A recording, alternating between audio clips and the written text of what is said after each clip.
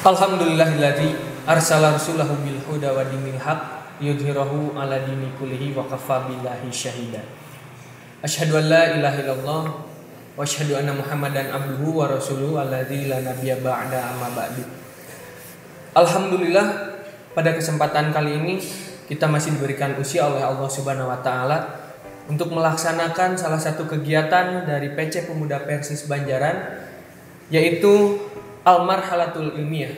Yang mana Al-Marhalatul Ilmiah ini adalah rangkaian dari acara Gema Ramadan 1441 Hijriah yang mengusung tema bersama hadapi pandemi dengan satu rasa, satu suara, dan satu usaha. Dalam kegiatan Gema Ramadan ini ada beberapa kegiatan, yang salah satunya adalah Al-Marhalatul Ilmiah pada hari Selasa dan juga Kamis yang nanti akan tayang pukul 6 pagi. Kemudian Sambung Rasa yang akan tayang setiap hari jam 17.20, yaitu di YouTube channel PC Pemuda Persis Banjaran. Pada kesempatan kali ini kita masuk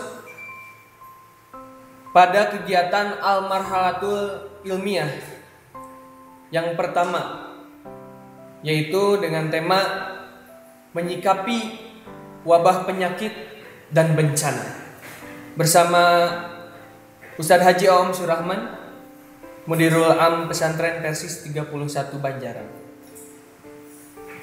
Apabila kita melihat beberapa tahun terakhir di Indonesia, bahkan dunia, dilanda bencana terus-menerus. Dari mulai banjir, gempa bumi, kebakaran hutan, gunung meletus, bahkan sekarang ini wabah penyakit COVID-19 sedang melanda di mana-mana. Untuk pembahasan kali ini kita langsung saja kepada narasumber kita, yaitu Bapak Haji Aom Surahman. Silakan. Terima kasih. Alhamdulillahilladzi arsala rasulahu bil huda wa dinil haqq liyudhhirahu 'ala dini kullihi walau karihal musyrikun. Asyhadu an la ilaha illallah wahdahu la syarikalah wa asyhadu anna Muhammadan abduhu wa rasuluhu amma ba'du. Tema yang sangat tepat, bahkan semoga juga jadi tambahan energi, pencerahan untuk menghadapi situasi pada saat ini. Tadi disampaikan beberapa bencana yang telah melanda negara kita, dunia pada umumnya. Tapi saya kira Corona atau COVID-19 ini lebih spesifik. Boleh dikatakan banjir, gempa, gunung berapi, meletus, kemudian hal-hal yang lain itu kita sebut boleh jadi tepat kalau kita katakan itu bencana tradisional, bencana konvensional.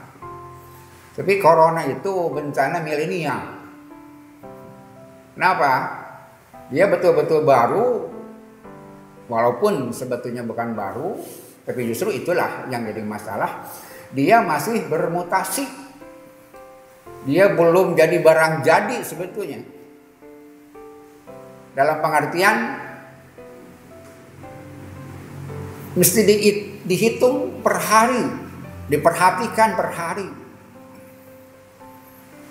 Mohon maaf, ada sebuah narasi yang akan agak melegakan, padahal mestinya itu tidak usah melegakan kita. Dalam pengertian jangan berharap berlebih-lebihan. Apa yang dimaksud? Ada beberapa menteri, bahkan kepala negara mengatakan bahwa corona di daerah tropis itu akibatnya tidak seperti di wilayah lain begitu. Padahal melihat perkembangan corona dia masih bermutasi. Buat virus seperti corona, perbedaan suhu cuma 10 derajat, itu akan mereka bisa atasi dengan waktu pendek. Jadi jangan terlalu lega bahwa di daerah tropis kita tidak akan separah di daerah lain. Kenapa? Dia bermutasi. Buat virus perbedaan suhu 10 derajat, mereka akan cepat membiasakan diri. Jadi kata kuncinya adalah pemahaman yang melegakan tadi ketika berpikir di daerah tropis itu lebih agak sedikit rendah. Itu boleh jadi kalau kita cepat menyelesaikannya sebelum dia bermutasi. Tapi walaupun dia itu tidak terbiasa dengan cuaca panas umpamanya, kalau kita lambat mengatasi, akhirnya mereka jadi biasa hidup di daerah yang tropis itu. Jadi itu tidak bisa dijadikan sesuatu faktor yang melemahkan upaya dan ikhtiar. Walaupun saya kira tidak ada orang yang berpikiran seperti itu, tapi itu jangan meninabobokan dengan penyampaian bahwa di daerah tropis corona tidak seganas di daerah yang lain. Itu tidak usah terlalu meninabobokan, lupa kepada masalah. Kenapa? Tadi saya sampaikan menurut penelitian bahwa sampai sekarang dia masih bermutasi. Dia bisa menjadi wujud yang lain. Dia bisa terbawa oleh situasi, membiasakan diri. Jadi itu yang pertama. Bencana, boleh disebut bencana banjir, bencana gempa, gunung berapi dan sebagainya, itu bencana yang tradisional. Kemudian yang kedua, harus ada perhatian lebih karena masalah yang sedang kita hadapi sekarang dan dunia hadapi sekarang, corona itu saya boleh sebut dia adalah virus milenial yang dia masih berkembang dan kita harus berpacu dengan waktu, dengan perkembangan mutasi virus itu. Nah, tinggal sekarang pertanyaan tadi, bagaimana kita menyikapi bencana-bencana itu, walaupun nanti spesifikasi tentang terakhir mudah-mudahan di dalam berikutnya, perkembangan berikutnya. Tapi kita lihat secara umum saja dulu, bagaimana sikap Islam kita kaum muslimin menghadapi bencana, menghadapi situasi yang sedang kita hadapi. Saya ikut berpikir atau memetakan masalah seperti Imam Al-Ghazali memetakan masalah. Itu konsepnya. Saya berpikir, kita bertindak dan berpikir, memandang, menyikapi seperti Imam Ghazali memandang masalah. Bahkan memandang cara beragama. Beliau mengatakan, satu, ada maslahah yang diterima semua pihak, mu'tabaroh. Maslahah mu'tabaroh. Yang kedua, maslahah mulgoh. Maslahah konsep yang tidak diterima. Yang ketiga, maslahah mursalah. Itu konsep menghadapi bencana dan bahkan sebetulnya konsep menghadapi masalah apapun di dalam hidup. Termasuk konsep keberagamaan kita. Satu, maslahah mu'tabaroh. Kedua, maslahah mulgo.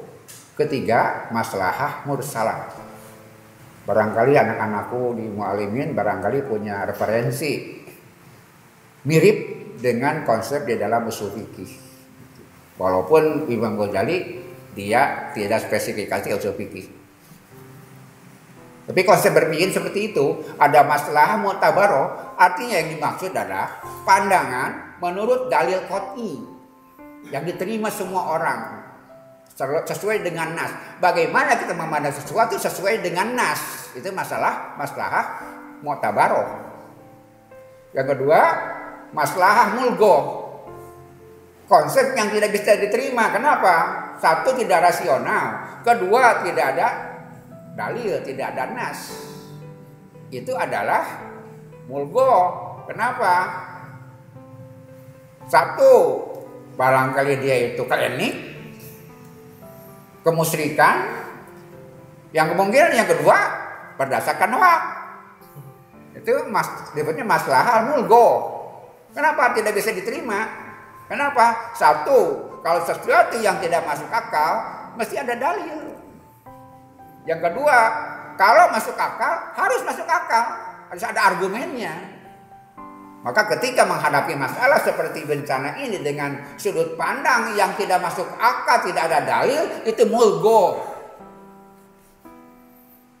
Contohnya terjadi angin ketika dulu menjelang gempa atau meletusnya Gunung Galunggung. Katanya pemilik Gunung Galunggung pindah tempat.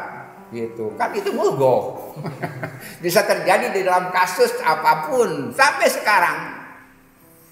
Biasanya ada orang-orang yang berpikir seperti itu, berpikir mulgo artinya apa? Dia tidak diterima. Kenapa? Satu, tidak masuk akal. Yang kedua, tidak ada dalil. Buat kita seorang muslim tidak masuk apapun kalau dalil berarti iman, berarti perkara gaib. Mudah memisahkannya. Apa bedanya tahayul dengan agama, dengan tauhid? Kalau tidak ada dalil itu tahayul. Kalau ada dalil itu tauhid. Tidak ada dalil, masuk akal, itu keduniaan. Sederhana. Tidak ada dalil, tidak masuk akal, musyrik. Tidak ada dalil, tapi masuk akal, keduniaan. Nah itu yang ketiga itu maslahah mursalah. Sudut pandang yang tidak ada dalil tapi masuk akal. Itulah maslahah mursalah. Jadi yang dua kita terima, begitu kata Imam Ghazali, yang satu kita abaikan. Setiap masalah mesti dilihat dari sudut pandang, satu secara qotni, secara nas, itu mu'tabaroh. Yang kedua maslahah mursalah. Selama dia itu keduniaan, kita terima walaupun tidak ada dalil, itu namanya maslahah mursalah. Tidak ada dalil sekalipun kalau masuk akal, itu adalah maslahah mursalah yang bisa diterima. Nah sekaligus sekarang kita menjawab bagaimana sudut pandang bencana dari maslahah mu'tabaroh. Saya ambil 3 dalil saja. Dalil ini banyak sekali. Yang satu di dalam surat Al-Hadid, ma asoba min musibatin fil ardi wala fi anfusikum illa fi kitabim min qabli an tabaru'aha dzalika lillahi yasir. Tidak ada musibah yang ada di muka bumi ataupun mengenai dirimu, semuanya sudah ada di dalam catatan Lauhil Mahfuz sebelum itu terjadi. Dzalika itu bagi Allah yasir, mudah. Walaupun untuk pikiran kita perlu berpikir. Itu sebabnya ujungnya seperti itu. Buat kali itu mudah. Itu pertama, musibah sudah ada di Lauhil Mahfuz. Yang kedua, firman Allah Subhanahu wa taala di dalam ayat yang lain, wa ma asobakum mi musibatin bima kasabat aidikum wa ya'funa katsirun minhum. Gitu. Konsep kedua tentang bencana menurut Quran, apa-apa yang terjadi pada diri kalian dari sebuah musibah itu akibat perbuatanmu, akibat perilakumu. Itu konsep kedua. Yang pertama tadi secara qot'i, secara nas, musibah sudah ada di Lauhil Mahfuz. Yang kedua, musibah akibat dari perbuatanmu. Bima kasabat aidikum. Walaupun ujungnya Allah sangat bijaksana. Wa yafuna katsirun minhum. Allah membuat dia jadi ampunan bagi sebagian banyak mereka. Musibat bisa jadi pengampunan, tapi tidak buat semua. Barangkali itu nanti masalahnya. Apakah semua orang bisa terhapus dosanya? Belum tentu. Cuma Allah menjanjikan bakal banyak orang yang bisa menerima musibat sebagai penghapus dosanya. Jadi kenapa terjadi musibat? Karena perbuatan manusia. Dan yang ketiga, di dalam Al-Quran disebutkan,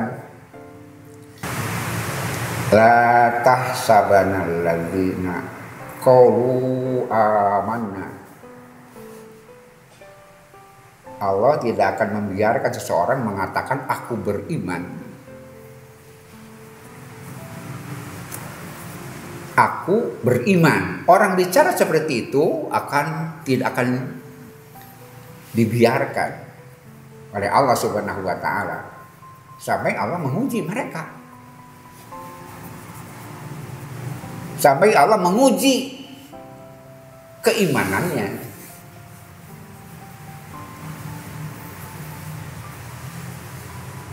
Berarti ujian adalah peningkatan. Musibat bisa berfungsi untuk membuat orang jadi teruji imannya. Jadi ada 3 secara konsep Quran musibat. Yang pertama, dia sudah ada di Lauhul Mahfuz. Konsep yang kedua, itu akibat tangan manusia. Konsep ketiga adalah ujian dari Allah dengan maksud meningkatkan derajat keimanan seseorang. Itu maslahah mu'tabaro. Masalah mulgoh anu klinik kita tidak akan bicarakan, dia tertolak. Musibat dikalikan dengan klinik, dengan nasib, dengan ramalan, itu kita tolak. Yang ketiga, masalah mursalah. Dalam pengertian secara akal, secara penalaran manusia, karena manusia dibekali akal, dia bisa memahami bahwa musibah itu ada beberapa macam. Sebelumnya kita bertanya, apakah kiamat ada? Kiamat bukan sekedar ada, wajib ada. Apakah hari hisaban itu ada? Bukan ada, wajib ada. Kenapa? Yang pertama, kiamat wajib ada. Kenapa? Secara usul fisika ada evolusi regresif. Ada hukum termodinamika kedua. Sesuatu dilemparkan ke atas, setelah ke atas sesuai dengan Al-Quran. Segala sesuatu tidak abadi. Segala sesuatu berubah. Itu kan usul fisika, bahwa segala sesuatu berubah. Kalau kita lihat sungai, apakah sungai yang kemarin? Kita lewat di sungai kemarin, sekarang lewat lagi, apa sungai yang kemarin? Bukan, sungai lain. Barangkali tanah itu, tapi airnya yang lain, binatangnya yang lain, problemnya punya lain. Itu sebabnya kiamat itu pasti. Kenapa? Semua terkena evolusi. Dia terkena perubahan. Tidak ada orang yang hidup selamanya. Tidak ada benda yang bertahan selamanya. Itu sebabnya semuanya menuju ke kehancuran. Jadi apa bencana itu? Salah satu proses evolusi itu. Itu yang pertama. Yang kedua, dipercepat oleh perilaku manusia. Itu problemnya. Berubahnya pasti, hancurnya pasti. Kenapa? Secara ilmu fisika pun tidak ada sesuatu yang abadi. Pasti ada akhirnya, pasti ada hancurnya. Kalau kita melihat mobil yang berlari kencang, kita bisa prediksi suatu saat dia akan berhenti. Ketika ada pabrik berjalan, kita akan tahu suatu saat dia akan chaos juga. Seperti itu. Jadi secara maslahah mursalah, satu bencana adalah sebuah proses evolusi, kerusakan yang tidak bisa dihindari. Kenapa? Karena mereka itu benda padat, kecuali manusia. dia bisa merecovery diri. Itu sebabnya manusia makhluk yang paling sanggup hidup bertahan. Kalau jamit di dalam bahasa Arab, benda-benda padat kita akan rusak dalam masanya. Benda-benda hidup ada yang mampu bertahan, seperti corona tadi. Yang paling mampu bertahan adalah manusia. Dia paling mampu mengadaptasi diri. Kalau kita hidup di tempat yang kotor, saminggu kering, tapi ada orang hidup seumur hidup di dinya. Di kolong jembatan mereka hidup, mono kewan saminggu kering. Dia sudah beradaptasi dengan lingkungan manusia. Tapi tetap saja ada masanya, ada waktunya. Kehancuran pasti datang, kematian pasti datang, kepunahan pasti datang. Walaupun manusia tidak cepat punah seperti dinosaurus. Manusia karena makhluk yang mampu lebih bertahan hidup. Itu yang pertama, itu evolusi, pasti terjadi kerusakan. Itu yang mengakibatkan bencana, gunung berapi, kemudian gempa karena ada pergeseran lempengan. Dunia kan bergerak seperti itu. Kemudian segala sesuatu kalau bersentuhan pasti ada habisnya, pada ausnya. Seperti baut, suatu saat dia akan aus juga. Seperti itu dunia. Dengan lempengan bergerak terus, suatu saat akan terjadi sesuatu kekosongan, terjadilah gempa. Yang kedua, karena perilaku manusia. Itu yang mempercepat proses terjadi bencana. Dan yang ketiga yang menarik sekarang, ada upaya sengaja. Bencana dibuat. Sekarang yang sedang lagi disorot siapa? Bill Gates katanya. Ya. Dia ingin mengatur populasi manusia. Siapa lagi yang dituding? Cina katanya. Di Wuhan. Terus di sana ada virus yang keluar dari sengaja ataupun tidak. Bahkan sebaliknya lagi, Cina menuduh Amerika. Jadi tiga. Itu akal. Itu bisa masuk akal, itu rasional. Satu, karena terjadi bencana, kan alam berubah. Perubahan itu mutlak, segala pun berubah. Kecuali satu, apa? Hukum perubahan, dia tidak akan berubah. Segala sesuatu pasti berubah, cuma satu yang tidak berubah, apa? Hukum perubahan itu sendiri. Yang kedua, perilaku manusia mempercepat proses kerusakan itu. Bencana lahir karena itu. Termasuk virus corona. Saya baca di dalam sebuah tulisan salah seorang ahli.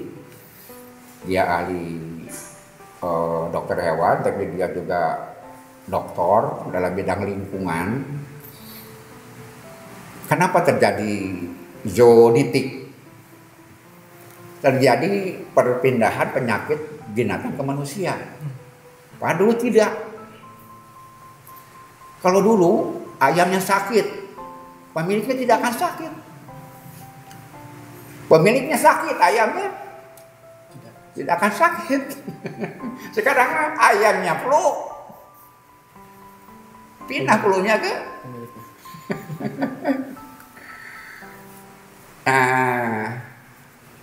kan ini rangkaian corona dari sana. Sebelumnya flu burung. Flu burung itu zoonotik. Artinya penyakit hewan pindah ke manusia. Apa sebabnya? Nah, tadi saya sampaikan. Karena inang alaminya hilang. Si corona itu hilang, inang alaminya hilang. Maka dia cari inang yang lain. Barangkali saya tidak usah menyampaikan lagi panjang lebar tentang simbiosis. Itu kan tentang simbiosis.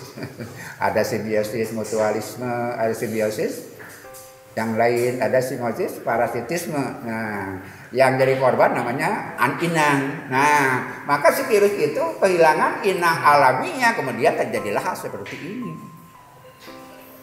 Jadi kalau kita simpulkan bagaimana kita memandang hal ini, kita bisa lihat dari dua sisi. Satu dari sisi agama, begitu, baik memandangnya ataupun mencari solusinya. Kedua, dari sisi ilmu pengetahuan. Tentu saja sama masalahnya. Bagaimana kita bisa mencari solusi setelah mengamati problemnya. Bagaimana jalan keluarnya. Kalau kita benar-benar bisa menangkap apa yang terjadi. Itu sebabnya bagaimana kita menyelesaikan masalah bencana ini tergantung juga kepada bagaimana kita memandang masalah ini. Tadi kita lihat, kita pandang dari dua sudut yang muktabar dan maslahah mursalah. Dalam pengertian agama dengan ilmu itu selamanya bersamaan. Bukti kebenaran ilmu adalah ketika dia sesuai dengan agama. Itulah agama, itulah ilmu yang benar. Ketika ilmu sesuai dengan agama, itu terbukti dalam kenyataan dan peradaban. Bahwa ilmu pengetahuan berjalan sesuai dengan kondisi dan perkembangan, pada ujungnya akan ketemu dengan agama. Jadi sikap yang harus kita munculkan sekarang, baik sudut pandangnya ataupun mencari solusinya, tidak bisa dari satu sisi. Satu sisi agama, maslahah muktabaroh. Yang kedua, sisi ilmu pengetahuan. Cuma dengan cara itu kita bisa mengatasi bencana itu. Maksimalkan upaya rohani kita, upaya akidah kita, upaya iman kita. Dan ini yang terjadi apa dari sudut pandang agama? Berarti nanti ada risiko jawabannya. Kalau ini apa, jawabnya nanti apa? Yang kedua, sudut pandang ilmu pengetahuan. Bahwa ini sesuatu yang terjadi bisa dijawab gitu dengan hal yang rasional. Itulah bedanya Islam dengan agama lain. Seperti kalian saja, kita sekalian, kepada anak harus mengajarkan sesuatu yang rasional. Jangan membuka ruang untuk klinik atau musyrik. Lamun ayah radio, ujung-ujung disada. Bagaimana? Bapak-bapak sekalian ngajawab ke anak. Harus dijawab dengan rasional. Walau mawajin. Saya pernah ketika masih muda sering monok di masjid. Ujung-ujung disada radio teh. Bagaimana sikap kita? Ada dua. Satu, karena jin. Kedua, rasional. Boleh jadi stekernya, boleh jadi kabelnya, AC-nya bisa jadi nyambung kan begitu. Segala bisa begitu, bisa dijawab dengan dua hal. Satu dengan rasional, kedua dengan irasional. Maka sebaiknya kita mendidik tauhid kepada anak, setiap masalah jawab dengan rasional. Selama dia berkaitan dengan fenomena alam dan kehidupan, kecuali tentang akidah. Seperti itu secara problem besar pun bangsa kita menghadapi corona, menghadapi COVID-19, dua sisi. Pandangannya satu sisi agama, kedua sisi akal.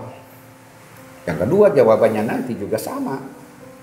Dijawab dengan sisi agama yang bersanding dengan ilmu pengetahuan. Jangan dibenturkan agama dengan ilmu pengetahuan. Itu tindakan yang tidak tepat.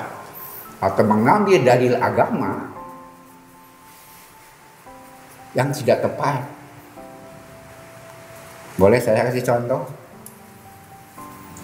Ya, tapi tengah beja-beja.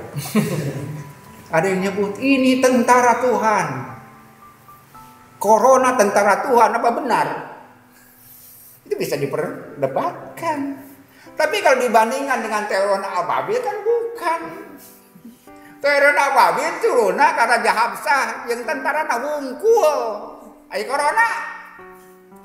Ajengan kena santri kena berarti lain eta. Itu yang saya maksud tadi. Yang kedua itu tidak salah punya klinik. Kadang-kadang agama pun disalahgunakan jadi klinik. Seperti itu. Walaupun barangkali atas ucapan saya ini ada yang tidak setuju, tapi pendapat pribadi saya begitu. Jawab dengan rasional. Jangan mengambil agama untuk justru yang bahkan tidak empati kan, tidak simpatik, tidak nyaman ketika orang kita hukuman ke rumahnya apa enak. Itu dosa mana apa enak. Barangkali begitu yang bisa saya jawab. Pertanyaan tadi bagaimana kita menyikapi? Ada dua, yang absah, satu tidak absah. Yang absah apa? Masalah mu'tabarah berdasarkan nas. Yang kedua masalah mursalah. Walaupun tidak ada nas, kalau masuk akal itu sudah kita pegang. Nanti jalan keluar yang akan kita ambil pun tetap bertumbuh di dalam real itu. Real agama disertai dengan real ilmu dan teknologi. Itulah yang bisa akan insya Allah menjawab masalah. Sekian dari sementara. Baik, terima kasih Ustaz Dom telah menyampaikan materi terkait menyikapi wabah penyakit dan bencana ini. Namun ada beberapa pertanyaan juga. Ini yang pertama yaitu, apakah wabah penyakit COVID-19 ini sebuah peringatan, ujian, atau bahkan ke azab gitu? Bagaimana Ustaz? Pertanyaan yang bagus dan insya Allah akan saya jawab semampu saya, walaupun tidak mudah, semampu saya mudah-mudahan. Jadi 3 tadi disampaikan kemungkinannya. Pertama azab atau hukuman, seperti yang tadi kita gambarkan, corona tentara Tuhan. Azab dari Tuhan. Yang kedua peringatan. Yang ketiga ujian. Dengan mudah kita akan bisa melihat hukuman buat siapa? Bukan buat orang yang berdosa. Itu. Kemudian peringatan buat siapa? Buat orang yang lupa. Kemudian ujian buat siapa? Buat orang yang bertakwa. Jadi bencana ini buat siapa? Buat orang yang berdosa berarti hukuman. Buat orang yang lupa ini adalah peringatan. Buat orang yang takwa ini adalah ujian. Tadi sudah saya sampaikan, ini pandemi global. Raja Saudi kena, Sudais kena, Trump kena. Perdana Menteri Israel kena juga. Berarti apa? Disebut hukuman. Kenanya kepada semua orang. Disebut peringatan. Tidak juga. Apa jawabnya? Rasul mengatakan, "Idza anzalallahu adzaban asobal adabu alaman kana fihim." Apabila turun azab, siksa atas musibah tadi, dia akan kena secara umum. Man kana fihim, semua orang. Seperti pandemi ini kena kepada semua orang dalam masa yang sama. Boleh jadi dia hukuman, boleh jadi dia peringatan, boleh jadi dia ujian. Bagaimana meluruskannya? Ini sangat subjektif, tergantung kesadaran diri sendiri, tergantung sikap masing-masing. Alangkah tidak etisnya ketika kita menetapkan pun memvonis, itu salah. Berarti dia merasa di luar garis, outsider, kan tidak boleh. Ini problem bersama. Maka setiap orang harus melihat dari sudut pandang dirinya sendiri. Bahwa musibah ini untuk saya. Apa fungsi musibah itu untuk saya? Atau paling luas keluarga saya. Tidak etis ketika mengatakan dan menilai musibah ini untuk dengan sudut pandang orang lain. Saya kira boleh jadi benar, tapi tidak etis. Itu sebenarnya kebenaran, ada kebenaran yang benar tapi tidak etis. Karena itu benar macam-macam. Ada benar matematis, logis, ada benar etis, ada benar empiris. Ada benar tapi tidak empiris. Ada benar empiris tapi tidak etis. Itu yang saya maksud. Apakah kita menyatakan ini hukuman buat si itu benar? Bisa jadi benar, tapi tidak etis. Itu sebabnya konsep yang disampaikan oleh Imam Ghazali itu konsep yang wasaton, konsep yang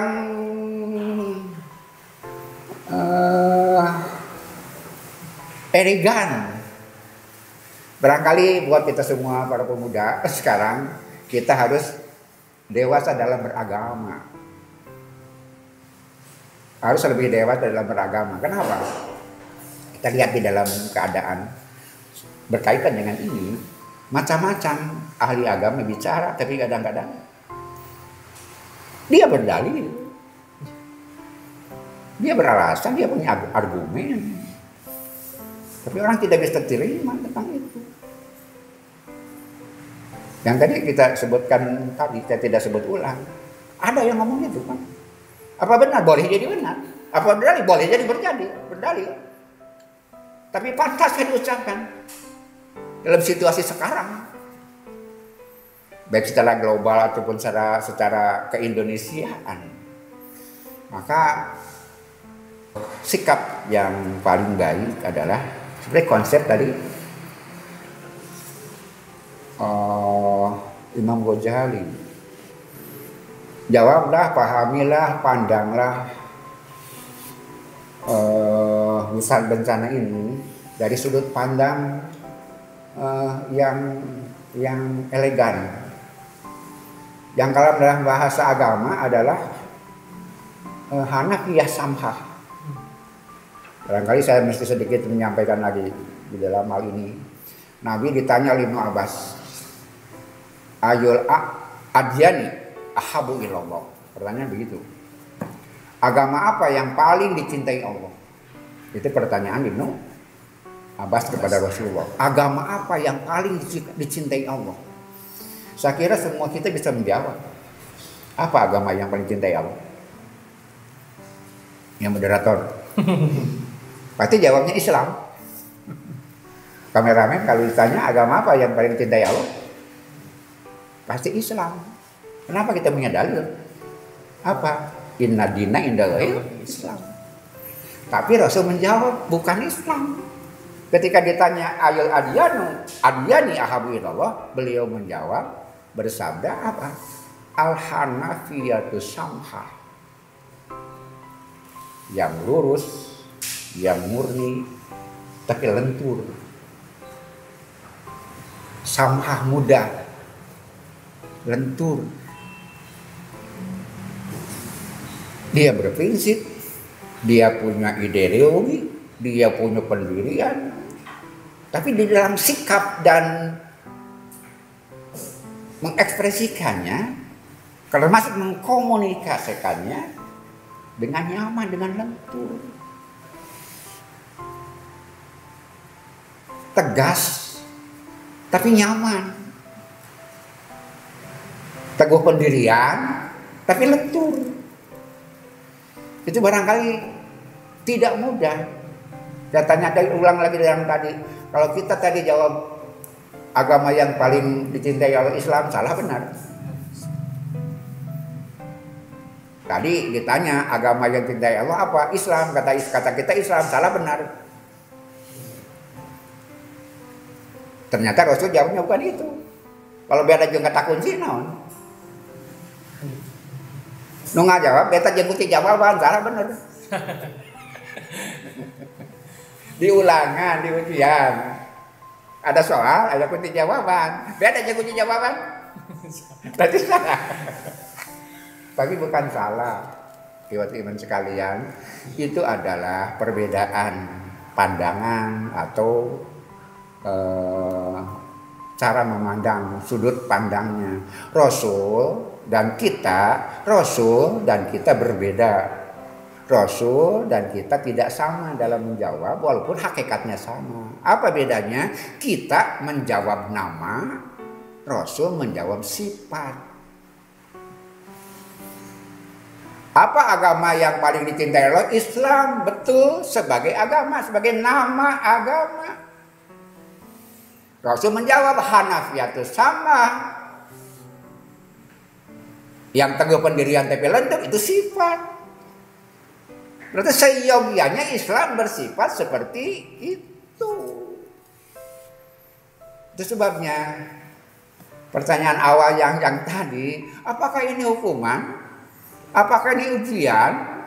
Apakah ini peringatan? Bisa semuanya. Bisa semuanya. Dan siapa yang menjawab apa ini hukuman? Apa ini ujian? Apa ini peringatan? Kita sendiri.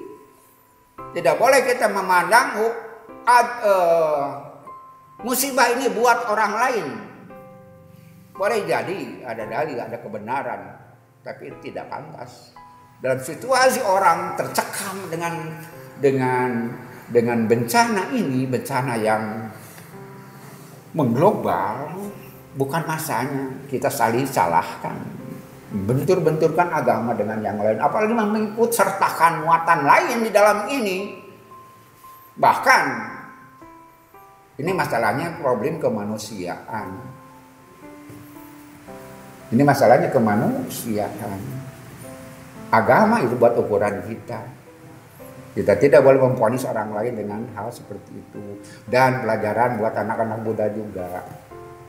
Kita mengadakan marhalah dan sebagainya dulu di masjid, dulu di aula. Sekarang di online mesti beda sikap. Ada kasus kan? Ada ulama kondang ketika ditanya dalam masjid, bagaimana dengan salim, gitu kan? Barangkali sudah ada yang tahu. Kata beliau, di salim itu ada jin. Di salim itu ada jin. Begitu kata sebagian dari betul. Jadi di salim itu aya jin teu nyasarkeun. Di masjid betul naon-naon disiarkan di media online, apa aman? Nah itulah kita masuk ke wilayah online, maka strateginya mesti berbeda. Kenapa? Didengar semua orang. Nyebutkan di salim aya jin, di masjid teh naon-naon. Tapi dia diadukan ke pengadilannya. Kalau dia bukan orang terkenal, barangkali sudah di penjara. Dia tidak salah.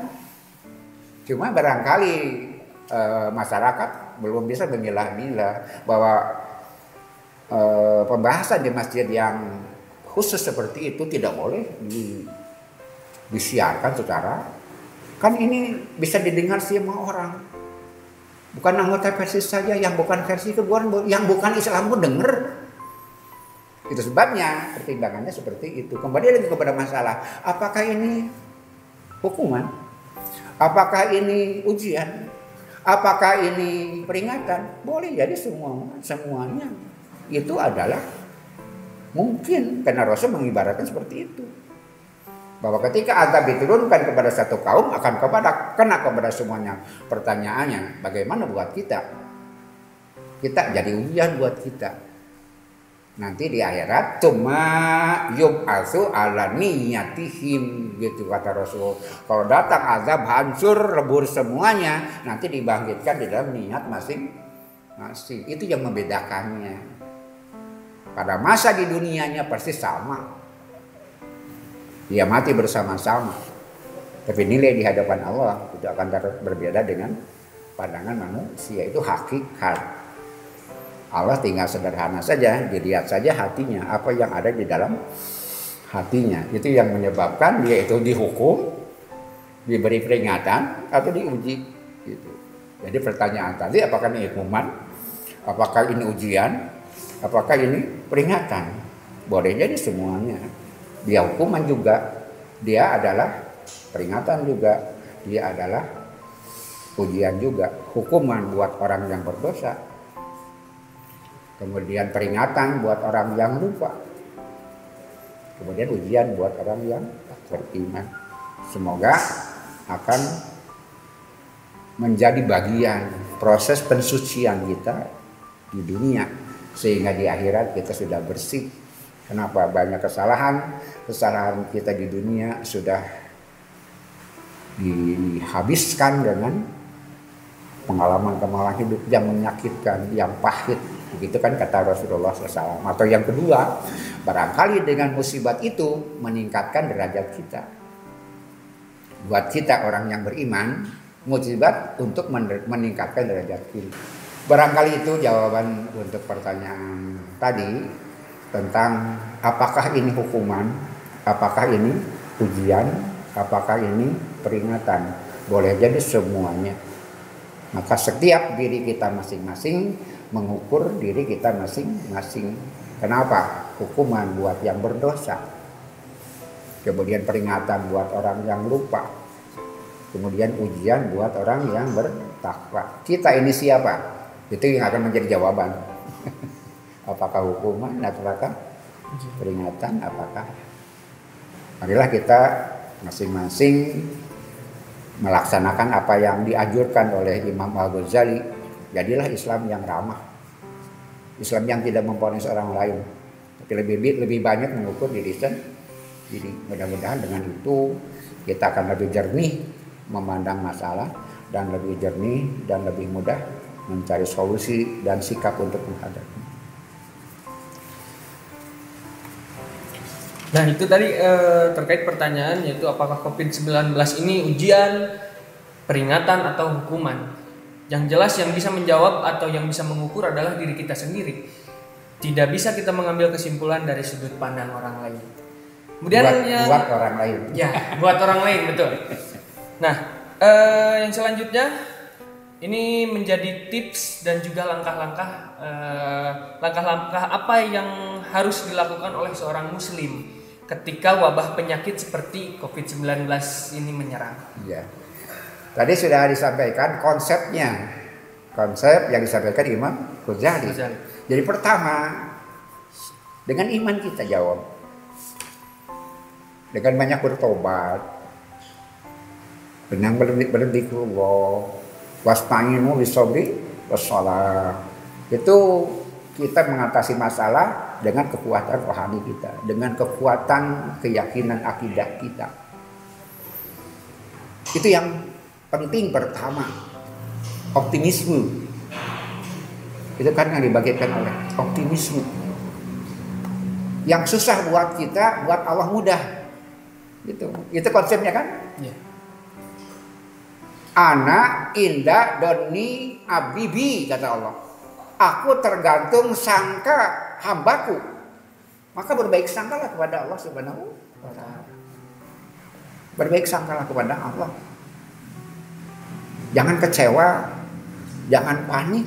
Kenapa kita punya Allah? Itu tindakan yang pertama yang penting. Menghadapi problem ini, berbesar dirilah, gantungkan diri kepada Allah Subhanahu wa ta'ala dengan keyakinan yang susah buat kita itu mudah bagi Allah Subhanahu wa ta'ala. Kata kuncinya, pantaskah kita ditolong Allah? Kan itu masalahnya. Allah itu dekat. Yang susah bukan Allah mendekati kita, tapi kita mendekati Allah. Ijabah itu pasti. Yang tidak pasti apa? Kita pantas diijabah apa tidak, memantaskan diri untuk dapat ijabah Allah. Kemudian juga ada kaitannya.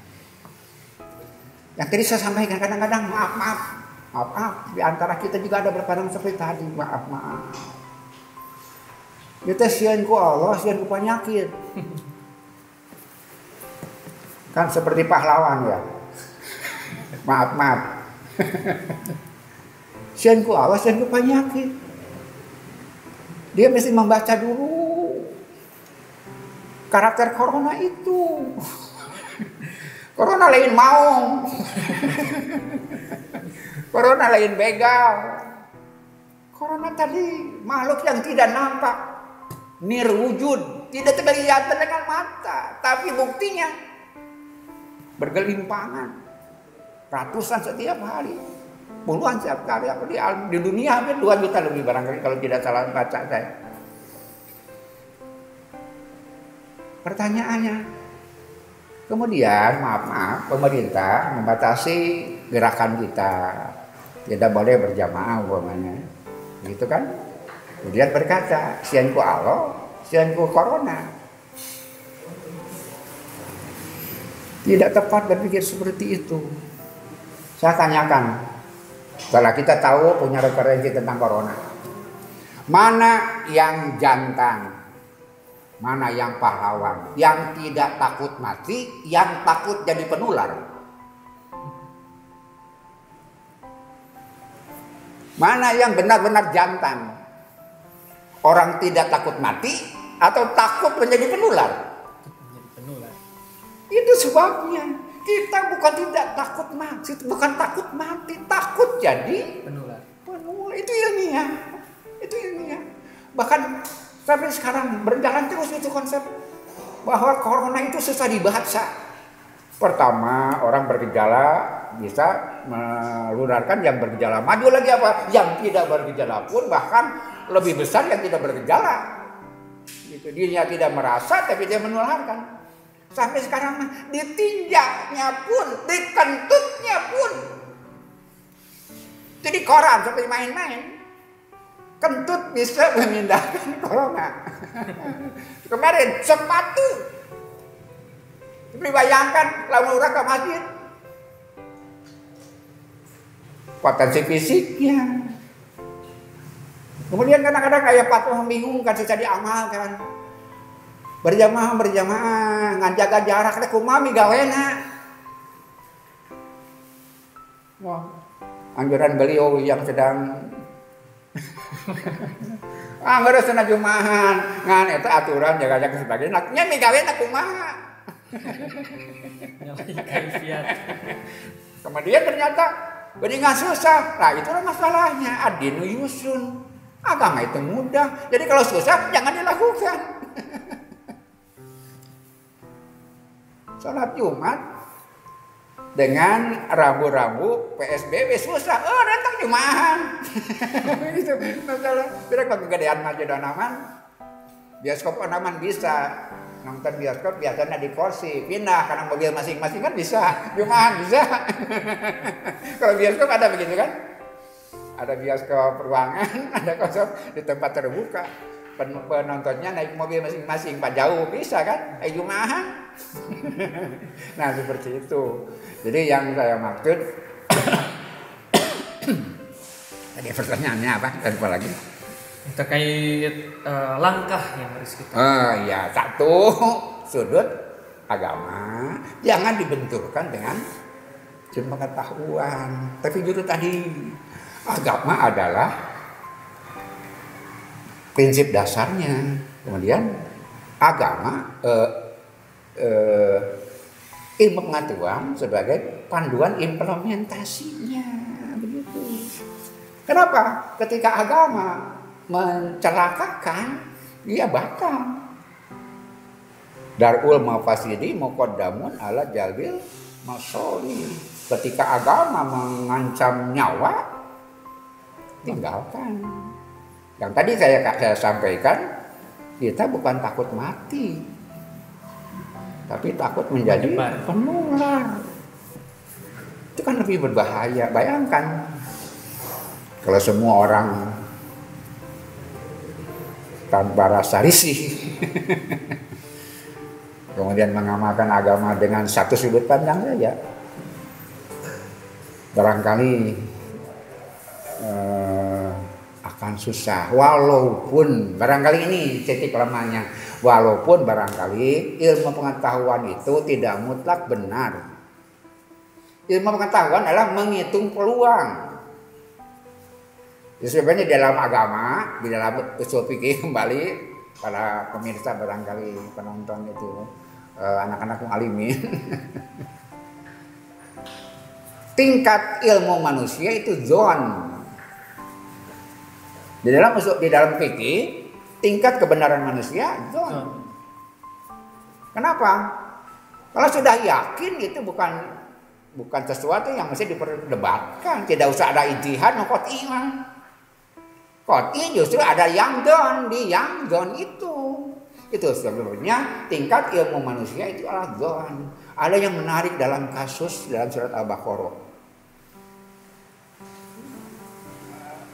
Wasta'inu bis-sabri was-sholati, minta tolonglah dengan sabar dan sholat.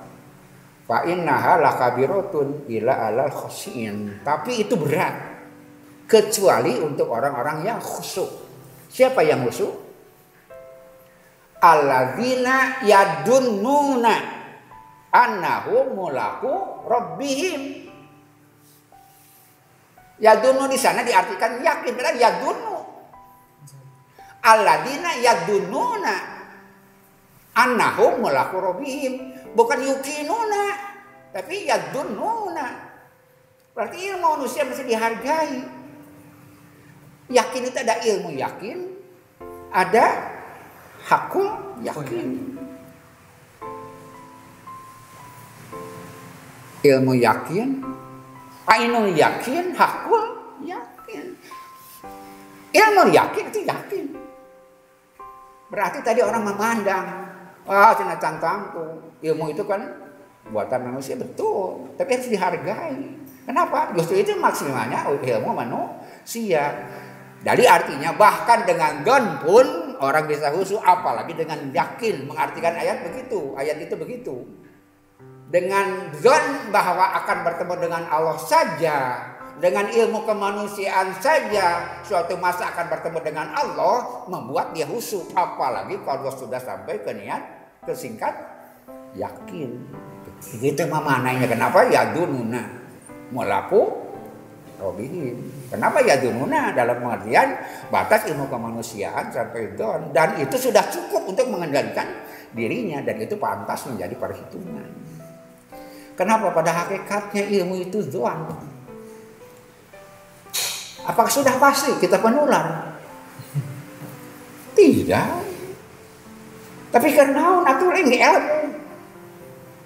Yakin peso itu tajam setelah terluka. Buat apa ilmu? Baru kita menjaga jarak setelah tertular semua. Buat apa ilmu? Justru itu. Kita taat kepada pemerintah dalam hal ini, bahkan WHO, pakai masker dan sebagainya, kemudian jaga jarak, kita tidak sholat berjamaah, itu adalah sesuatu yang sesuai dengan apa yang disampaikan Rasulullah Shallallahu Alaihi Wasallam. Saya pernah sampaikan, tidak saya ulang kembali, bahwa diam di rumah sesuai dengan perintah Rasulullah Shallallahu Alaihi Wasallam, melaksanakan ramu-ramu PSBB sesuai dengan syariat Allah Subhanahu wa Ta'ala. Jangan benturkan agama dengan ilmu pengetahuan. Kenapa? Baca Quran pun baca ta'un. Kenapa baca Quran baca ta'un? Maca Quran pakai ta'un. Maca Quran wae dituntun ku setan masasar. Maca Quran. Apalagi yang di bawah itu karena itu sebabnya maca Quran baca ta'un. Kenapa? Quran saja bisa mensesatkan kalau kita tidak tahu. Nah, seperti itu. Jadi tindakan yang pasti kita lakukan adalah yang paling ideal. Satu, hadapi dengan keimanan, ketabahan, kesabaran, dan semua upaya-upaya yang dianjurkan oleh Islam tentang menghadapi musibah. Yang kedua, laksanakan kesepakatan bersama tentang ramu-ramu dalam suasana bencana yang telah ditetapkan oleh pemerintah, selama itu sesuai dengan ilmu, tidak bertentangan dengan syariat, itu wajib kita lakukan. Kemudian nanti ketika ada masalah fikih yang kecil-kecil, silahkan ijtihad masing-masing. Nanti akan diuji oleh kenyataan ijtihad itu. Itu masalah sederhana dibanding dengan kematian. Kematian harus diutamakan daripada mempertahankan ijtihad fikih yang tidak ada kebenaran tunggal. Fikih tidak ada kebenaran tunggal. Kita boleh pilih salah satu, tapi kita tidak bisa memponis salah yang lain selama berdalil. Itulah fikih sikap yang dewasa seperti itu. Satu, tuntunan agama. Kedua, ilmu pengetahuan, termasuk aturan-aturan yang sudah disampaikan dan diterima semua pihak, laksanakan. Kita ikut itu lillahi ta'ala, insya Allah. Kita bukan sekedar taat kepada otoritas, tapi kita sedang bertanggung jawab terhadap iman kita. Yang ketiga, yang paling penting apa? Kebersamaan. Jangan melahirkan konflik dalam suasana seperti ini, termasuk masalah fikih. Silahkan dengan ijtihad masing-masing. Ada fatwa MUI, ada fatwa Al-Azhar, ada fatwa Dewan Hizbah, silahkan pilih. Tapi yang menyelamatkan dan kemudian tidak menjadikan benturan. Atau kita punya pilihan jadi silahkan. Kita akan bertanggung jawab di hadapan Allah Subhanahu wa Ta'ala. Jangan munculkan friksi dalam situasi yang harus kita mestinya bersama kebersamaan, apalagi faktor-faktor lain yang tidak penting dibawa dalam konsep ini. Jangan bawa masalah politik, jangan masalah-masalah lain. Ini masalah kemanusiaan, masalah utama kehidupan kita sebenarnya, dan itulah sebabnya Islam diturunkan. Sekian barangkali untuk yang kedua. Baik, terima kasih Ustadz atas pembahasan kali ini. Karena kan durasi waktu yang cukup kita laksanakan. Terima kasih kepada hadirin dan juga Ustadz yang sudah memberikan materi ataupun sharing ilmunya gitu Ustadz. Dan kami informasikan kembali untuk Al-Marhalatul Ilmiah dilaksanakan di hari Selasa dan juga Kamis pukul 6 pagi. Kemudian sambung rasa yaitu di setiap hari jam 17.20. Kita bisa melihatnya di YouTube PC Pemuda Persis Banjaran. Itu saja mungkin yang dapat saya sampaikan. Mohon maaf apabila ada kesalahan, dan terima kasih kepada Ustadz. Semoga kita senantiasa diberi kesabaran oleh Allah Subhanahu wa Ta'ala, dan kita bersama-sama mencari solusi dengan memandang yang pertama dari sisi agama, kemudian yang kedua dari sisi ilmu pengetahuan. Itu saja, terima kasih. Tutup dengan doa. Rabbana atina fid dunya hasanah wa fil akhirati hasanah wa qina adzabannar. Wassalamualaikum warahmatullahi wabarakatuh. Waalaikumsalam.